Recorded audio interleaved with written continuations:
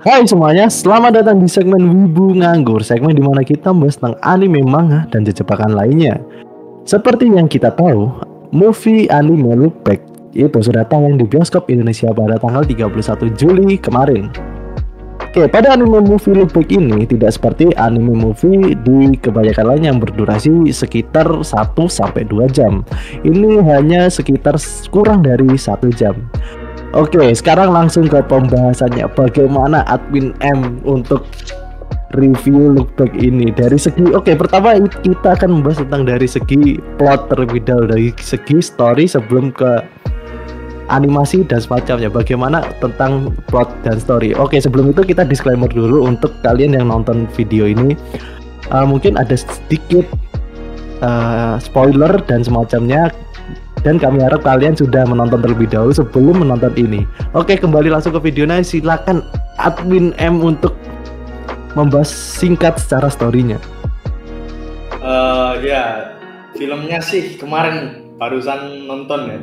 Nah, anggap aja meskipun seminggu lalu sebenarnya nontonnya. Cuman anggap aja barusan nonton. Filmnya sih asik ya. Dari sebenarnya udah baca manganya juga, yang bikinannya Tatsuki Fujimoto kemarin. Dari kesan pertama sih sebenarnya itu ya. Filmnya mengadaptasi manganya. Adaptasi manga yang memang bagus. Dari art style-nya Fujimoto pun diadaptasi jadi anime dengan bagus. Oke, kalau menurut Anda sendiri, untuk dari segi plot dan story-nya itu bagaimana? Kalau menurutku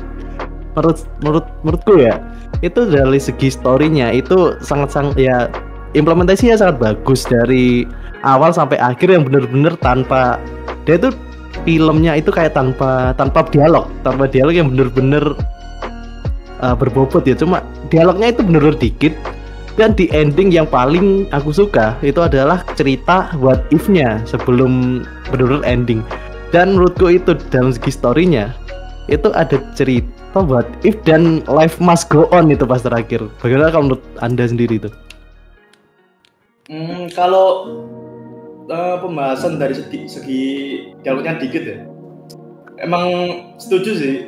Dari filmnya pun lebih kebanyakan menceritakan sesuatunya dari visual ya benar. Ya, dari visual daripada ke dialog. Dari animasi pun bagus ya.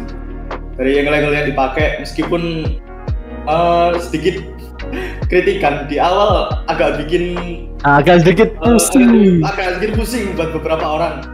Cuman tergantung orangnya, ada riwayat musuh cinta sama enggak.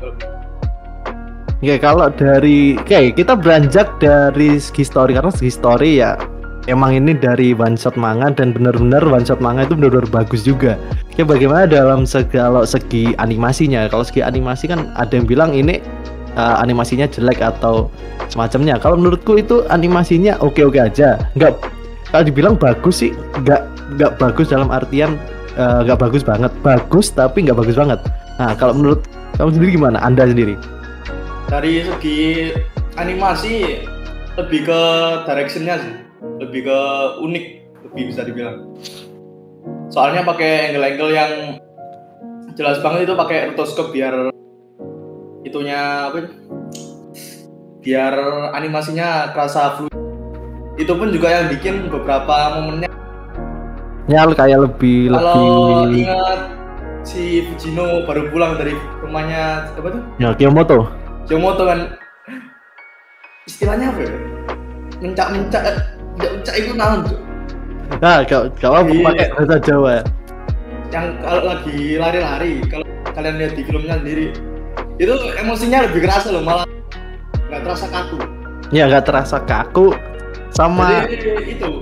Jadi rasanya film ini lebih ke ngejelasin sesuatu dari lewat visualnya, dari visual ya, lebih ke visual. Bahkan cerita pun dia itu ngangkatnya lebih ke pendekatan visual daripada audible yang kayak dialog dan semacamnya. Tapi itu bener-bener di rating pun juga bener-bener bagus. Itu story what if, terus ada walaupun ini kayak waduh, spoiler dikit sih itu Tapi hidup itu harus tetap, life must go on, nggak harus meratapi kesedihan terus menerus ya menurutku. Ini benar-benar maknanya ada, segi karakteristik depresnya ada, dan mungkin dalam satu scene kalian bisa dibuat nangis kalau menurutku. Real sih ini kayak buat nangis iya. Kayak waktu di bioskop aku Alamat Jang. Aku jadi bener-bener nggak kedip aja waktu scene sedih. Iya, waktu scene sedih tuh nggak kedip aja, kayak anjing ya. Kayak bener-bener, tapi ini bener-bener kejadian yang realistis sih kan. Kalau dibilang itu, kalau orang itu bener-bener kalau meninggal tuh kayak tanpa tanpa pemberitahuan atau emang bener-bener gitu, ini realistis banget tuh. Depiction nih tiba-tiba anjir. Ya, ngedebik orang lagi kehilangan itu realistis banget. Nah, realistis, ceritanya pun realistis, cerita what if-nya itu bener-bener bagus yang 15 menit terakhir. Tapi walaupun itu ya tetap ya ada makna yang harus diambil, tetap itu life must go on menurutku. Sama apa ya, callback dari yang mungkin dibuat di awal, ingat nggak? Ya, apa tuh? Waktu yang gambar biar si Kiyomoto keluar rumah. Oh iya, tiga panel. Ya 3 panel, callbacknya keren anjing. Ya keren anjir. Gak nyangka itu.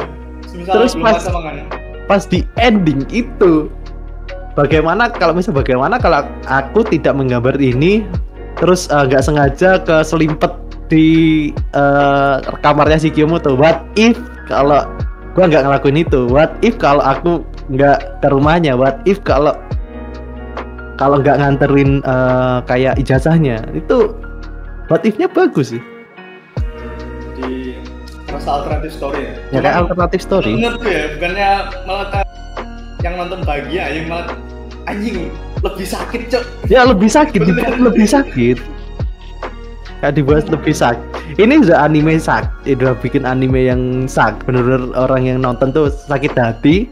Terus tiba-tiba dikasih scene itu makin. What if, ada cerita what if, ada dan semacamnya. Oke, karena sudah yapping selama 10 menitan. Nah, untuk ratingnya dari admin satu ini gimana itu? Kalau aku sih jujur antara 8 dan 9. Soalnya dari adaptasi dari stylenya cocok ke format anime. Dari animasi pun unik, nggak terlalu mengedepankan lebih ke visual. Jadi si penonton bisa ngedepik apa yang kayak lebih menginterpretasikan sendiri kalau nggak salah. Iya, lebih ke interpretasi penonton sendiri kan.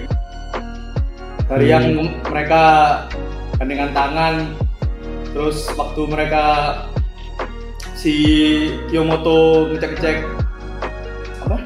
Sama itu karya pengembangan Kiyomoto yang dari Ansos terus tiba-tiba pengen sekolah, itu kan juga bagus tuh kayak pengembangannya. Jadi awalnya cuma ngikut orang kan istilahnya. Nah, cuma ikut orang, tiba-tiba dia punya pendirian yang dari awal dia itu bener-bener gak punya pendirian di awal menit.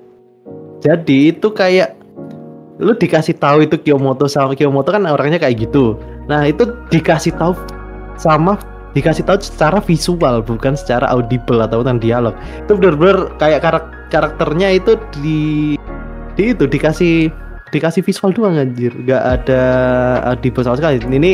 Ini Kiyomoto ngapain? Enggak anjir, gak ada dialog. Makanya tuh bagusnya film ini lebih ke storytelling lewat visual tuh. Nah, storytelling lewat visual keren. Gak terlalu harus banyak yapping rapat. Yapping rapat. Oke, dari ini 9 ya berarti.